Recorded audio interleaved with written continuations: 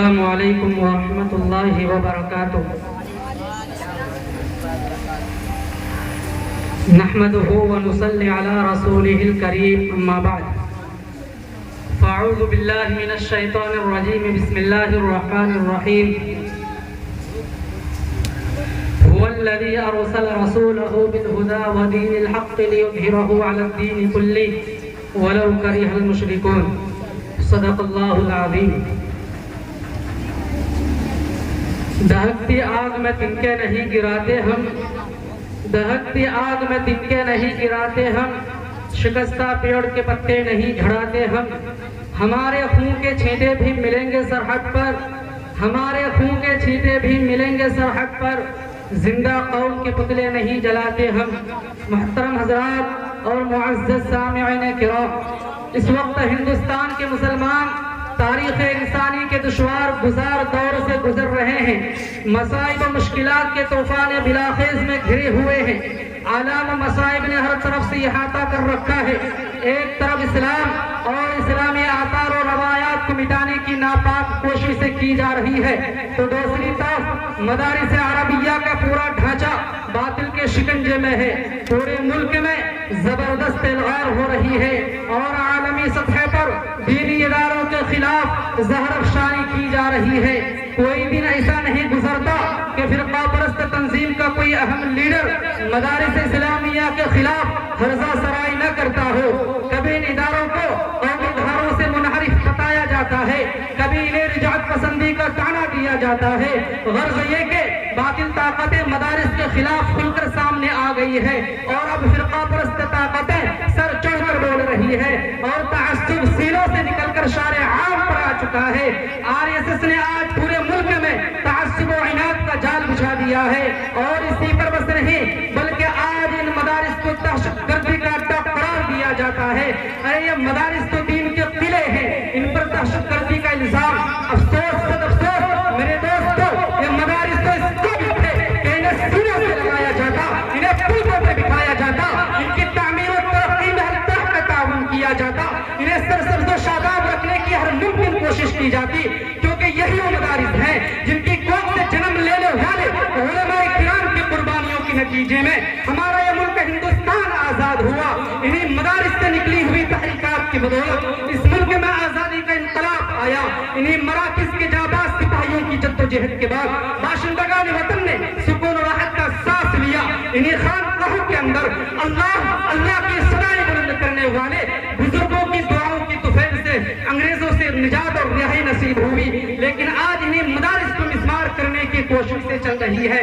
حضرات محترم، ہم پوری دنیا کی متعصب اور فرقہ پرست طاقتوں کو چیلنج کر کے بتا دینا چاہتے ہیں کہ مدرسہ کسی تعمیر کا نام نہیں ہے، مدرسہ کسی عمارت کا نام نہیں ہے۔ جہاں کوئی طالب علم آتا ہے، جہاں کوئی استاد بیٹھتے ہیں، چاہے وہاں کوئی انار کا درخت ہو یا کھجور کا سایہ ہو، وہاں مدرسہ بن جایا کرتا ہے۔ ارے مدرسہ تو ہمارا نظریہ ہے، مدرسہ تو ہماری جان ہے، مدرسہ ہماری روح ہے، مدرسہ ہمارا ایمان ہے۔ رب کعبہ کی قسم، اب انہیں گرانے والے خود گر جائیں گے، ان سے ٹکرانے والے خود پاش پاش ہو جائیں گے۔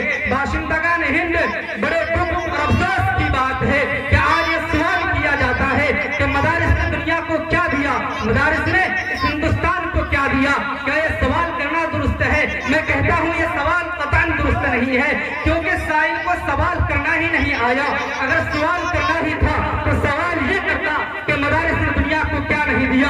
ارے باشندگان ہند، تم تو ناسی بن چکے ہو، تم تو غدار بن چکے ہو۔ تم نے اگرچہ تاریخ کو بھلا دیا، لیکن ہمیں اپنے آباء و اجداد کی تاریخ یاد ہے۔ آؤ میں تمہیں بتاؤں کہ کم و بیش 1 ارب 20 لاکھ 70 ہزار احسان فراموش رام و راون کی ناپاک ضروریت میں تمہیں بتاتا ہوں کہ مدارس نے دنیا کو کیا نہیں دیا۔ ارے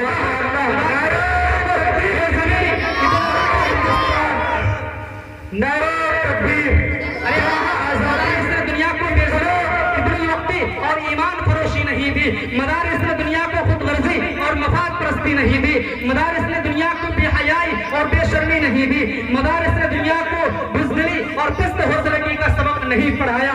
ارے ہندوستان، میں تجھ سے پوچھتا ہوں کہ تجھے انگریز کی جوتیوں سے اٹھا کر اقتدار پر کس نے بٹھایا؟ تمہیں غلامی کی زنجیروں سے پرندوں کی طرح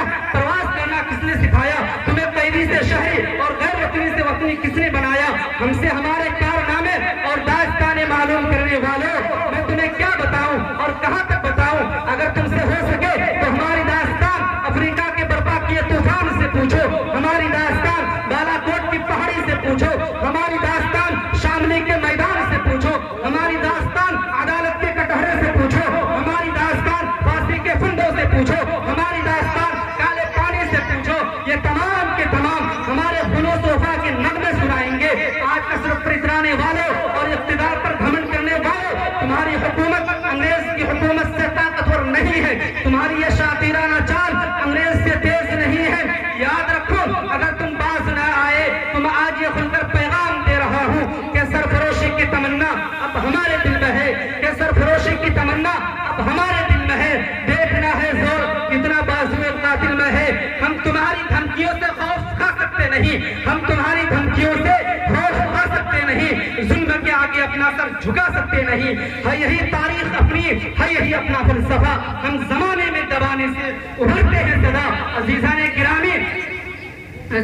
گرامی، اگر وطن ہماری جان مانگے تو جان دے دیں گے، اگر وطن ہمارا مال مانگے تو مال دے دیں گے، اگر وطن ہماری اولاد مانگے تو اولاد دے دیں گے، اگر وطن ہمارا تن مندن مانگے تو سب کچھ دے دیں گے۔ لیکن یہ نہیں ہو سکتا کہ مسلمان نبی کی جاہ و جلال دے، یہ نہیں ہو سکتا کہ مسلمان آخرت کو چھوڑ کر دنیا کو ترجیح دے۔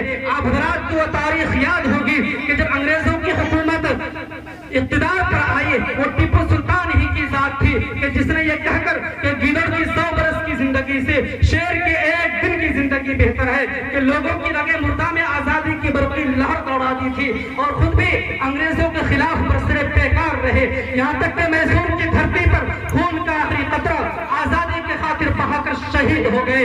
اگر یہ مسلم قائدین کا قافلہ غلام ہندوستان کے پرپیچ اور بھیانک جنگل میں آزادی کی شاہراہ بنانے کی غرض سے سرگرم سفر نہ ہوتا تو تنگ نظر احسان فراموش غدار جو ہم سے وفاداری کی سند مانگتے ہیں، ان غداروں کو میں یہ کہنا چاہتا ہوں کہ اگر ہم ہیں غدار تو پابند وفا تم بھی نہیں، اگر ہم ہیں غدار تو پابند وفا تم بھی نہیں، اپنی کثرت میں کراؤ خدا تم بھی نہیں۔ یہ فرقہ پرست اس ملک کو کبھی بھی آزاد نہیں کرا سکتے تھے۔ آپ حضرات مجھے بتائیے، کیا مسلمانوں نے جنگ آزادی اس لیے لڑی تھی کہ وہ صاحب اقتدار ہو جائے؟ کیا مسلمانوں نے اپنا خون اس لیے بہایا تھا کہ وہ حاکم بنے؟ کیا مسلمانوں نے اپنے جسم پر زخم اس لیے کھائے تھے کہ وہ حاکم بنے؟ نہیں نہیں، ہرگز نہیں، بلکہ اسلام کو برقرار رکھنے کے لیے، ایمان کو برقرار رکھنے کے لیے، دین کو برقرار رکھنے کے لیے، توحید و انسانیت کو برقرار رکھنے کے لیے، ہندوستانیوں کو غلامی کی زنجیروں سے آزاد کرانے کے لیے، ہندوستان میں امن صلح کو باقی رکھنے کے لیے۔ لیکن آج فرقہ پرست انگریزوں کی طرح،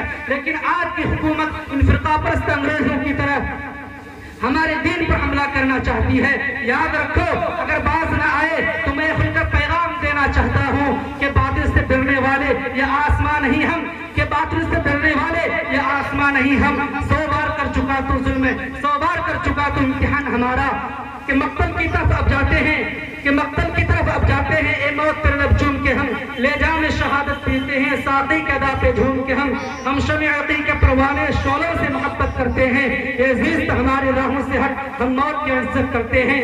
جب گلستہ کو خون کی ضرورت پڑی، جب گلستہ کو خون کی ضرورت پڑی تو سب سے پہلے ہی گردن ہماری کٹی۔ اب کہتے ہیں ہم سے یہ اہل چمن، اب کہتے ہیں ہم سے یہ اہل چمن، یہ چمن ہے ہمارا تمہارا نہیں۔ وآخر دعوانا